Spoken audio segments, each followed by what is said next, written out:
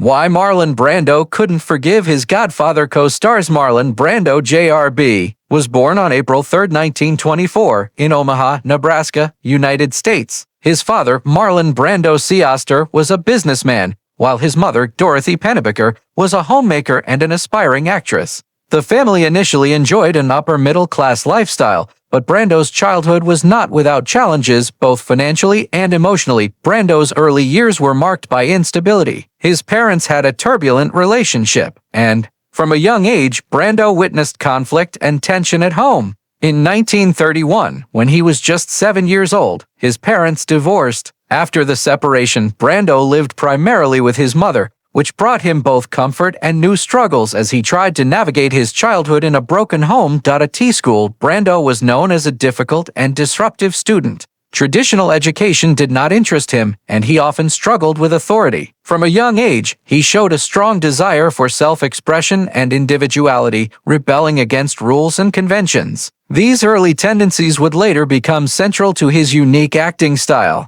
One of the most influential aspects of Brando's early life was his exposure to theater. While growing up in Omaha, he participated in school plays and local theater productions, which helped him discover his natural talent for acting. Though his family supported his interest in the arts, Brando had to overcome personal insecurities and emotional challenges, which in turn deepened his understanding of human emotion, a skill that would later define his legendary performances. In 1939, after completing high school, Brando moved to New York to pursue formal training in acting. He enrolled in the prestigious Actors Studio, where he studied method acting, a technique that emphasizes drawing on personal experiences and genuine emotions to create more realistic performances. This period marked a turning point in his life, shaping him into the actor who would revolutionize Hollywood with his intense and authentic style. The combination of family conflict, emotional struggles, and early exposure to theater left a lasting imprint on Brando's personality and artistic development.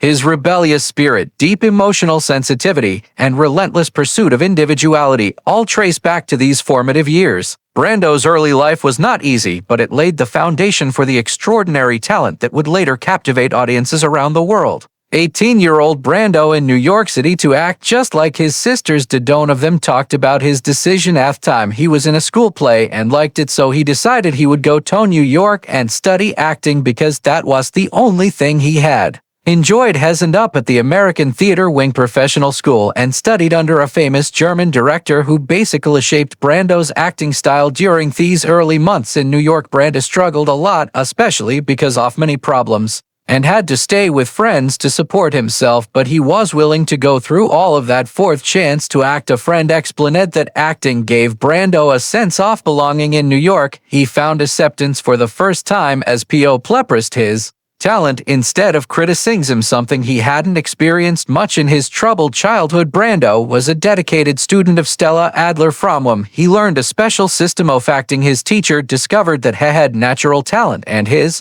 sense of realism was very strong, and it became clear early in his training he had this amazing ability to think deeply about a character's point of view. Brando would later deny the claim that he was a method actor, criticizing all those wows that system themselves. After getting his first acting roles in Summer Stock Theater in Sayville, New York on Long Island, he quickly got known for being unpredictable and rebellious, which got him kicked out of a local new school production. Despite this, he was noticed in another local play in Sayville. After his Broadway debut, the New York drama critics named him most promising young actor for his performance as a troubled veteran in Truckline Cafe. Though the play was not a hit, while some critics said he was being difficult, other actors often said his methods were simply part of his craft, helping him give real and groundbreaking performances. In the next project he worked on, he had a bad audition but still got the job. During the pre-Broadway tour, Brando and his co-star had many arguments. The co-star was older and had a drinking problem. Like Brando's mother fought with him. She said he was a great young actor when he wanted to be, but most of the time I couldn't even hear him on the stage. Brando showed his lack of respect for this project by acting badly on stage. According to a stage manager, he treated everything to ruin it, including scratching his crotch and picking his nose. After a few weeks, Brando was finally fired. This turned out to be a great chance for him as it let him take the role of Stanley Kowalski in the film A Streetcar Named Desire. A co-star Brando had worked with even turned down a role in A Streetcar Named Desire but gave him a mean but strong recommendation for the role of Stanley. Wrote a letter saying, "I know of an actor who can play this brutal Stanley Kowalski character, a total pig of a man with no sensitivity or grace. Dumb Brando would be perfect. I just fired him from me play. The eagle has two heads and ick know for a fact. He is looking for work." However, after getting the role, critics weren't very impressed. One review said Brando was still building his character and didn't make an impact. Brando's first film role was in The Men, where he played an angry, paralyzed veteran. He spent a month in bed at the Birmingham Army Hospital in Van Nuys to prepare for therapy. The New York Times critic Bosley Crowther praised Brando's performance, saying he was so vivid, dynamic, and sensitive that it felt completely real. It was around this time that the Korean War started, and Brando, who had already had surgery on his knee, was no longer able to avoid fighting, but he didn't want to go, so when he went to the draft center, he told the doctor he was mentally unstable after being sent to a psychiatrist. Brando explained that he had been kicked out of military school and had problems with authority. By coincidence, the psychiatrist knew a doctor friend of Brando's. As a result, Brando avoided serving in the Korean War, focusing on movies. Brando began using cue cards instead of memorizing his lines. Though many directors disagreed, Brando felt it made his performance feel more natural and realistic. He thought memorizing his lines would make him sound like he was simply repeating writers' words. He explained that using cue cards made it seem like his character was searching for what to say rather than delivering lines by memory. Some co-stars believed Brando used the cards because he was lazy or couldn't memorize his lines. After he played Stanley Kowalski in A Streetcar Named Desire, his performance earned him his first Academy Award nomination for Best Actor. The role is still considered one of his very best. The following year, he was nominated again for his role in Vivat Zapata, a movie based on the life of Mexican revolutionary Emiliano Zapata. The film told the story of Zapata's humble beginnings, his rise to power in the early 1900s, and his death. Brando's next film, Julius Caesar, got great reviews. He played Mark Antony, and while most people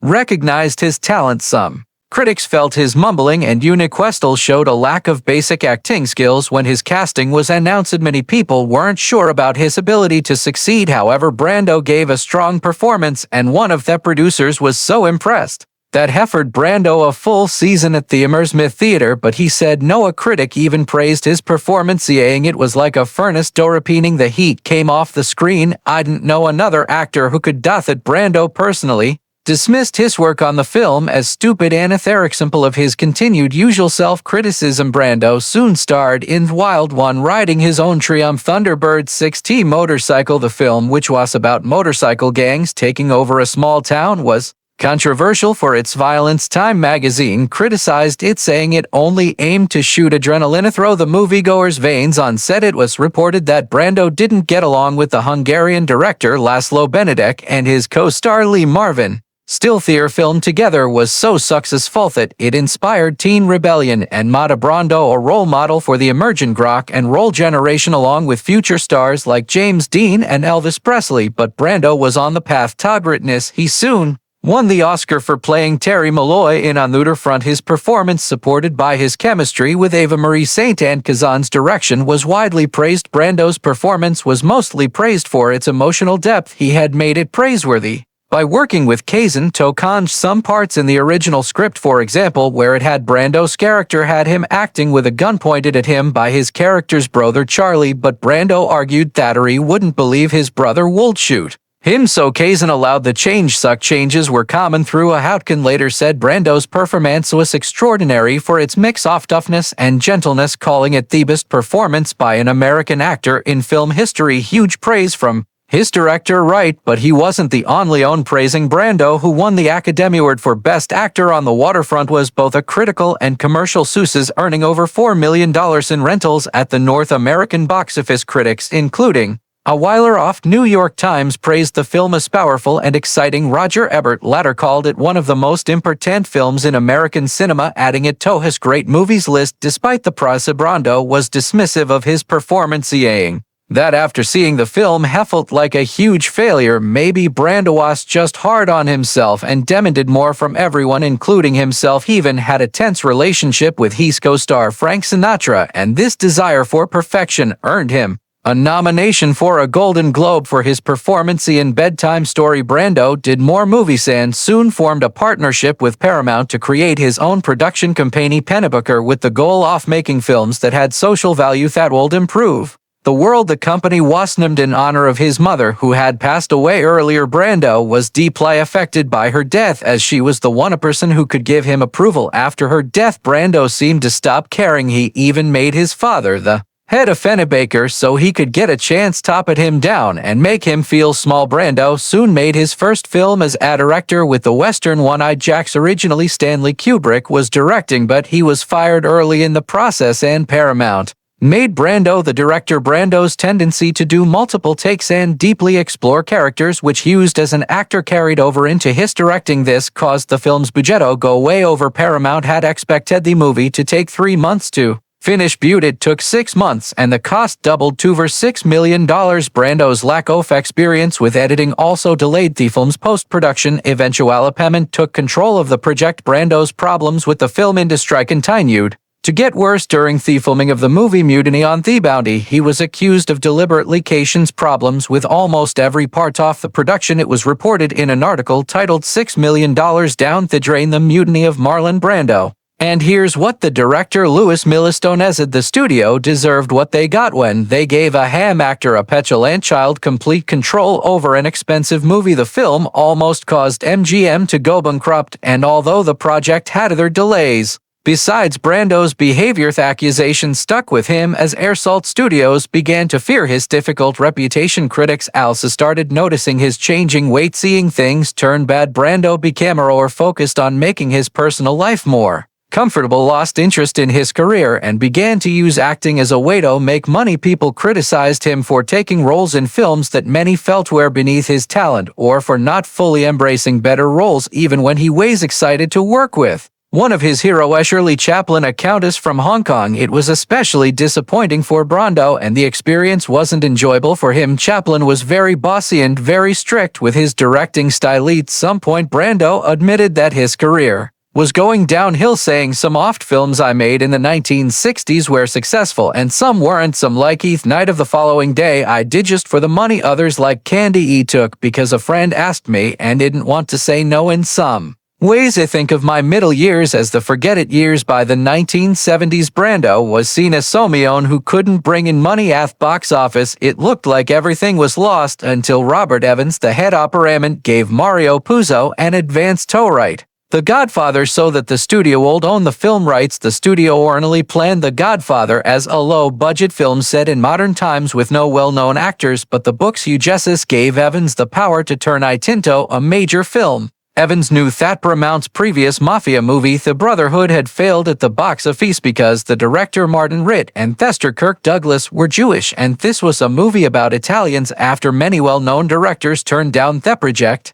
Evans hired Francis Ford Coppola. Coppola was Italian-American and was also affordable. Coppola had a list of actors in mind for the role of the Don in The Godfather, including Ernest Borgnine and Frank Tuva. However, he eventually decided that only the best actor would do, narrowing it down to Laurence Olivier or Marlon Brando. When Coppola pushed for Brando, the studio was hesitant about choosing Brando due to his past reputation and box office failures. In fact, Paramount's president Stanley Jaffe was firmly opposed to Brando, but after Coppola convinced Brando to do a makeup screen test, the studio finally agreed. Brando got the role of Vito Corleone, the Don in The Godfather, and this marked a turning point in his career. Brando was cast for a low fee of $50,000, but he also got a percentage of the film's profits, which later became much more profitably for the cast. Coppola initially wanted Burt Reynolds for the role of Michael Corleone in The Godfather, but Brando was against it. He threatened to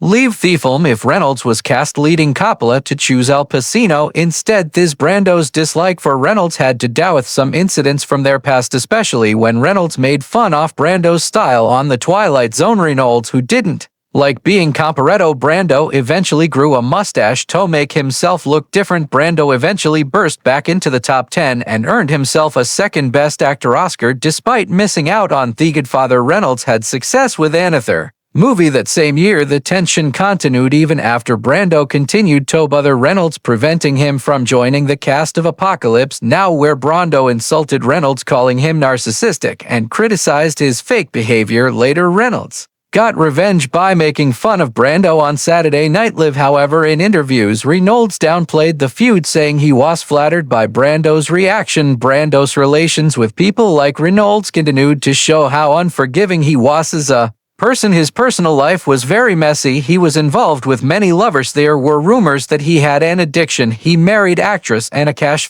but soon after started an affair with his co-star Rita Moreno, which lasted for over 8 years. During this time, Brando also married Mexican-American actress Movida Castaneda and Polynesian actress Teresa Tarapaya. 2 years later, he was even linked to famous women like Marilyn Monroe and Jackie Kennedy. By the time he was done, he had 16 known children from his marriages and various relationships. There are those who believe there are amore. Unfortunately, like his own father, Brando was not very involved in his children's lives. The success of The Godfather was more than enough for Brando to live out the rest of his life, but he chose to keep making more films. In his final completed film, The Score, his performance was well received, but in 2001 Brando was hospitalized for pneumonia. 3 years later, he signed up with director Rita Bay to work on a project called Brando and Brando. He was still working on the script up until a week before his death. Brando passed away in 2004 from breathing failure due to lung disease and heart failure at Thukla Medical Center. The cause of death was kept private at first, for privacy reasons. He also had diabetes and liver cancer. Marlon Brando cemented his place as one of Hollywood's greatest figures. Yet his life was a struggle of personal demands and professional problems. We fans remember the great icon, and some of his colleagues remember him as one too. But there are those who aren't completely over the moon about who the man was as a person.